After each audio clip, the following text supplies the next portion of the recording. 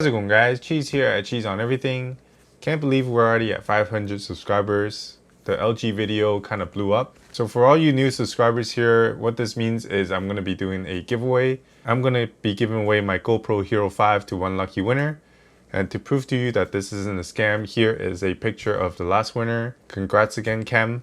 He won the camera bag giveaway. It's always nice to help out someone halfway across the world. He's in Barcelona and I'm here in Toronto. A couple things you need to do: hit subscribe, like the video, and leave a comment as to why you want the GoPro, and also your Instagram handle so I can contact you if you are the winner. So a lot of you guys commented in the LG video asking for a desk/room tour, and the people have spoken, so here is that video.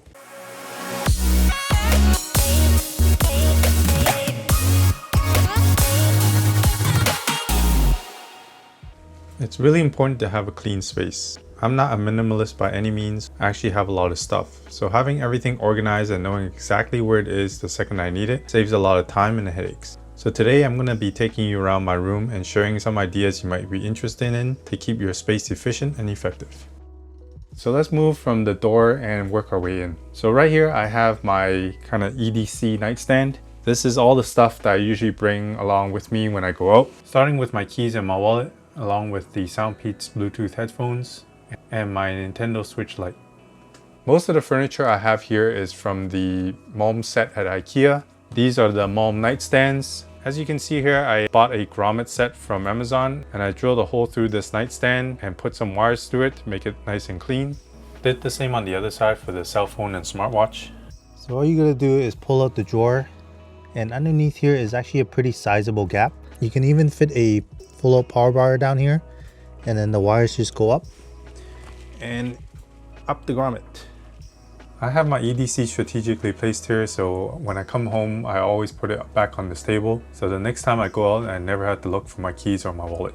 Next to this I have 3 stacks of plastic drawers inside my closet. This is for stuff like printer ink, duct tape, batteries, cables, stuff I don't use on a regular basis, so it's good to be nice and tidy, organized in the drawers. If we just turn around here, on the foot of my bed, I actually have a wall-mounted 32-inch Samsung TV. This TV was actually free from TD Bank for opening a bank account. So thank you TD for that. Moving on to my desk, I have the Corsair K70 keyboard and the Corsair Iron Claw mouse. I stuck with Corsair because it matches all the fans and the controller, so I can use one app to control all of it.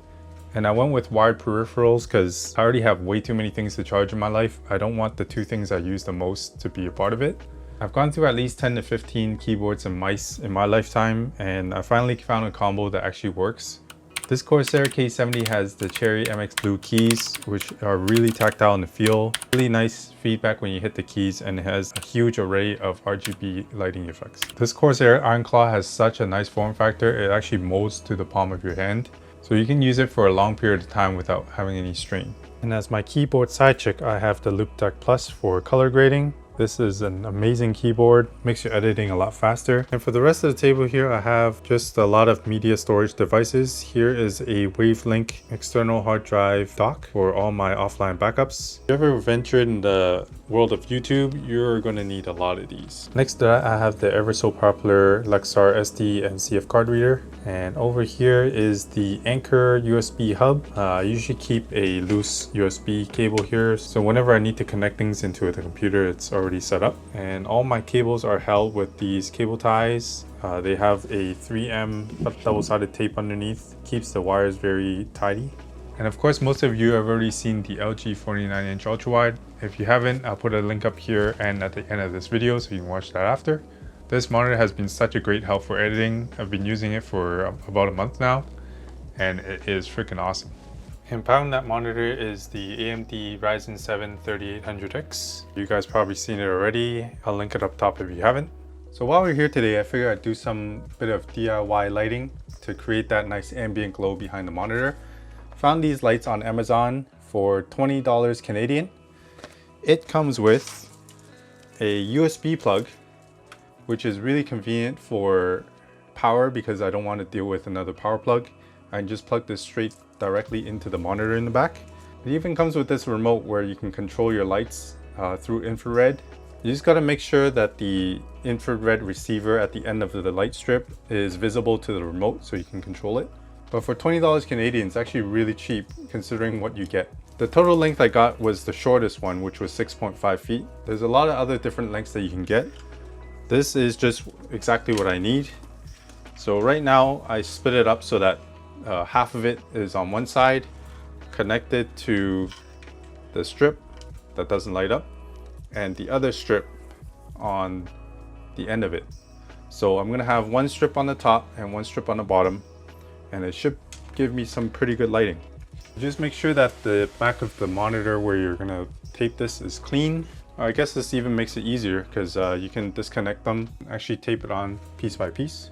Just make sure that when you disconnect it, that you connect it back facing the arrows because it is directional. So one thing I didn't show you guys when I was doing the LG video, because I know a lot of you came from there, is the fact that you have to hook up a USB cable in order for all the USB ports to work. I know a lot of monitors now have USB ports on them, so this applies to all the monitors that actually has a USB hub, not just this one. So this will be pretty helpful to you. Put all the wires through the wall. It's kind of tough sometimes, but what I did was use a hanger that I just unraveled, put it through the hole underneath, and then finagled it through this one. Use some electrical tape. Tape the USB wire to the hanger. Make sure it's pretty tight and make sure the front of it won't get in the way. Put it through a little bit. Make sure that if you do get caught, don't use too much strength or else you are going to pull the head off of the hanger. That you kind of have to feed the wire and help it out a little bit. This way it's easier to pull out. So I just plugged everything in, and as you can see, it already works. LED lights turned on by itself. That is so freaking awesome looking. So let me turn the lights off and show you what this actually looks like. You just change all different lights, all the different colors.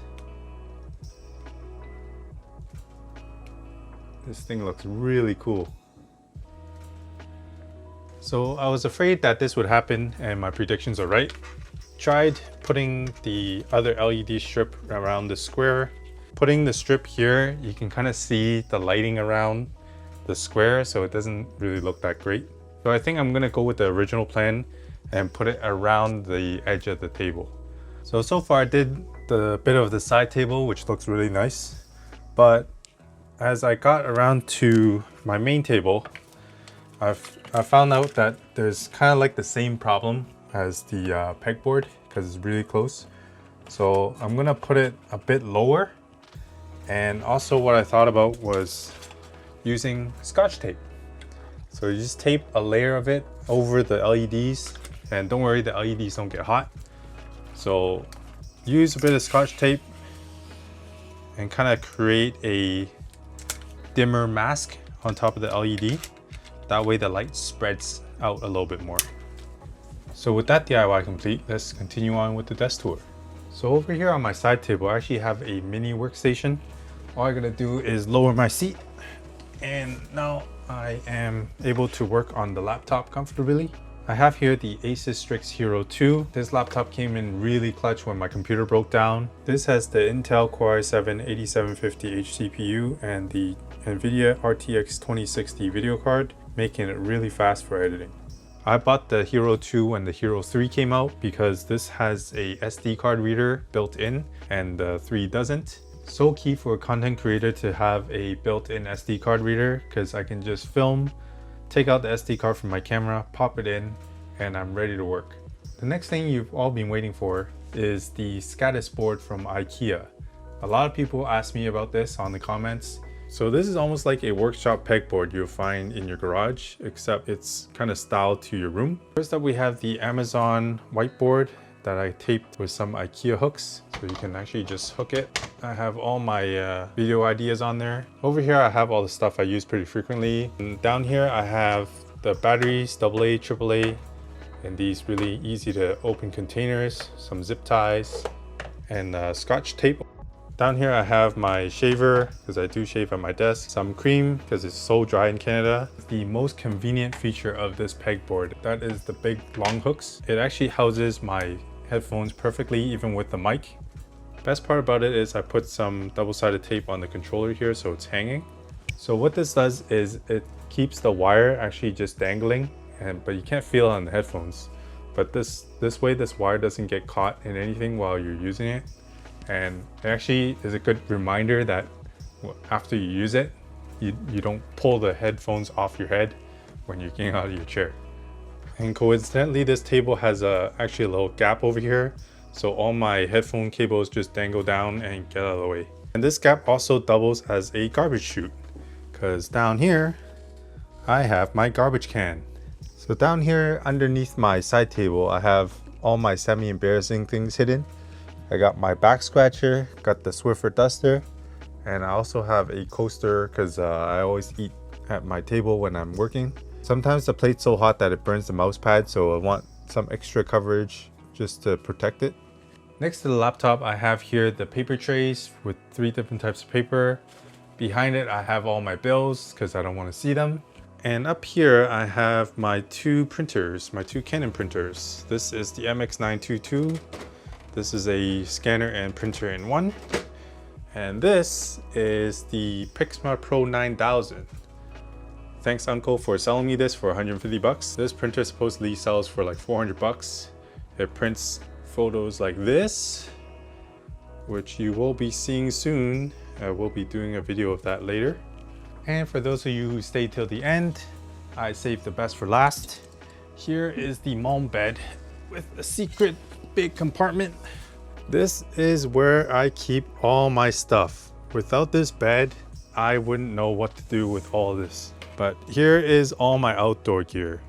I got snowshoes, I have my board bag, some tables, airsoft gun, sleeping bags, camera bags, some old camera bags, and just a bunch of stuff here. It's a kitchen set, pots and pans, some chairs. This is my camping bag, the Osprey Ether 70 liter. Basically, I do keep this bag packed all the time. It has all the gear I need to survive indefinitely, even in the woods. In case of a zombie apocalypse, that is what I grab. And you just need to lift this bed up, take that, and go. And speaking of zombie apocalypse, by the way 2020 is going right now, really not that much of a stretch. Hopefully you liked that video. That is basically my room. Still got the living room outside, which is pretty exciting, and also my YouTube studio to film. I'm not planning on niching down at all to just like interiors or tech or anything like that. I made this channel to keep things interesting for you and for me filming it. So if you like this kind of content, hit subscribe, like the video, and I'll see you on the next one. Peace.